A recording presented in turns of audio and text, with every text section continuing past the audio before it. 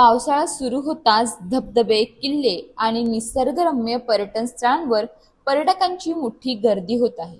मात्र पर्यटन स्थळी असलेल्या सुरक्षा व्यवस्थेकडे दुर्लक्ष केल्यास आनंदाच्या सहलीचे रूप क्षणात दुर्घटनेत बदलू शकते. याची प्रचिती पालघर जिल्ह्यातील जव्हार येथील प्रसिद्ध दाबोसा धबधब्यावर आली. दाबोसा धबधब्यावर मोठ्या संख्येने पर्यटक फिरण्यासाठी आले होते. धबधब्याचे विहंग दृश्य पाहण्यासाठी काही पर्यटक संरक्षक लोखंडी रेलिंग जवळ उभे असताना अचानक जुनाट आणि गंजलेली रेलिंग तुटली. त्यामुळे 2 पर्यटकांचा तोल जाऊन ते थेट दरीत कोसळले. हा प्रकार घडताच परिसरात एकच गोंधळ उडाला आणि पर्यटकांमध्ये भीतीचे वातावरण पसरले. घटनेची माहिती मिळताच तेथे उपस्थित वन विभागाचे कर्मचारी आणि इतर पर्यटकांनी तातडीने बचावकार्य सुरू केले. मोठ्या शर्थीने दोन्ही पर्यटकांना दरीतून बाहेर काढण्यात आले.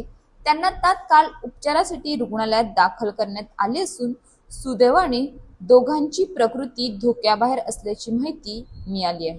या घटनेनंतर दाबोसा धबधब्यावरील सुरक्षा व्यवस्थेचा प्रश्न पुन्हा ऐरणीवर आला आहे. पर्यटन स्थळी बसवण्यात आलेले लोखंडी रेलिंग जुनी व गंजलेली असल्याची चर्चा पर्यटकांमध्ये सुरू असून अशा धोकादायक अवस्थेतील सुरक्षा साहित्याची वेळोवेळी तपासणी आणि दुरुस्ती होणे गरजेचे असल्याची माहिती होत आहे. पावसाळ्यात धबधब्यांचा वेग वाढलेला असतो, त्यामुळे पर्यटकांनीही सुरक्षित अंतर राखणे, सेल्फीचा मोह टाळणे आणि प्रशासनाच्या सूचनांचे पालन करणे आवश्यक असल्याचे आवाहन करण्यात येत आहे.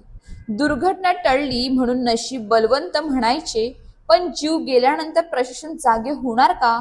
पर्यटन स्थळांवरील सुरक्षा व्यवस्थेची केवळ कागदोपत्री नव्हे तर प्रत्यक्ष पाहणी आणि तातडीने दुरुस्ती होणे ही आता काळाची गरज बनली आहे. अशाच ताज्या बातम्यांसाठी आमच्या न्यूज पोलीस रिपोर्टर चॅनलला लगेच सबस्क्राईब करा आणि बेल आयकॉन दाबायला विसरू नका.